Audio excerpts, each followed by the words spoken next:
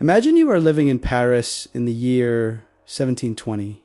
You have millions of coins in the bank and you are one of the richest people on the planet. You feel like a god because you can buy anything you want. But 6 months later, those same millions cannot even buy you a single loaf of bread. You are starving while holding a fortune. Most of us are playing a game we do not truly understand. We have been taught that the number in our bank account is the only way to measure how well we are doing in life. We have been told that cash is the safest thing to own. However, history tells a very different story. Today, we are going to look at why chasing a big bank balance might be the biggest mistake you ever make. We are going to strip away the mask of wealth and see what is actually underneath. Let us start in the wealthiest place in history. France, under King Louis XIV, was a place of extreme luxury. He built a palace called Versailles that was covered in gold and marble. It was a monument to the idea of being rich. Every noble in Europe wanted to be there, but if you looked behind the gold walls, the country was actually broke. The economy was a brittle shell. It was held together by debt and taxes that the poor could not afford to pay. When the king died, he left behind a country that looked rich on the outside but had no real strength on the inside. This is the first lesson we must learn. True value is something you can actually use to survive or produce. Everything else is just a show. A few years later, a man named John Law arrived in France. He was a gambler and a math expert who told the government he had a magic solution for their debt. He suggested they stop using gold and start using paper money. At first, it felt like a miracle. People became millionaires overnight. They traded their heavy gold coins for light pieces of paper. They bought shares in a company that promised to find gold in America. The price of those shares went up every single day. Everyone felt like they had won the lottery, but the paper money was not tied to anything real. The company was not actually making any money. When people finally got scared and tried to trade their paper back for gold, the whole system broke. The paper wealth vanished in an instant. The people who were left standing were not the ones with the most paper. They were the ones who owned land, tools, or the skills to make things that people actually needed. This same pattern repeats throughout history. In the year 1929, the stock market in America was like an elevator that only went up. People felt rich because their stocks were worth more every morning. When the crash happened, that wealth turned into smoke. The people who survived were the ones who had farms to grow food. They were the ones who owned factories that made shoes and clothes. They had assets that were useful even when the money was gone. Money is just a claim on value.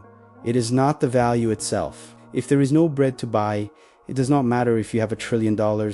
We saw this again in Japan during the 1980s.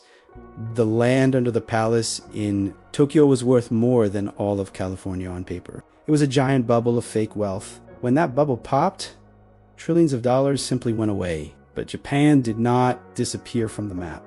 They still had an educated workforce. They still had factories that made the best electronics in the world. They still had a culture of hard work and high quality. That is real value. It is the foundation that allows a country to recover when the money fails. The modern world makes it very hard to see the difference between wealth and value. The financial system likes it when you are confused. Governments prefer citizens who measure success in numbers because numbers are easy to control. In ancient Rome, true power came from owning grain, oil, and wine. When the Roman money became worthless, the people who owned those physical things kept their power. Real financial freedom comes when your life does not depend on a system you cannot control.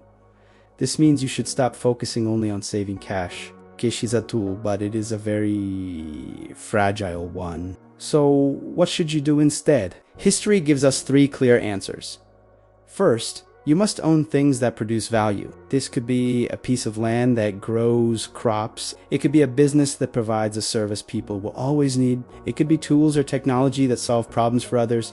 These things have value because they are useful. Second, you must learn a skill that will always be in demand. Money can lose its value, but your ability to fix a machine, heal a person, or build a house will always be worth something. Your mind is the only asset that nobody can take away from you, and it cannot be inflated away. Third, you need to build strong relationships. In every historical crash, the people who survived were the ones who helped each other. Being useful to your community is a form of wealth that does not show up on a bank statement, but it is more powerful than any currency. Most people spend 40 years of their lives chasing a number on a screen. They hope that the system will stay stable forever.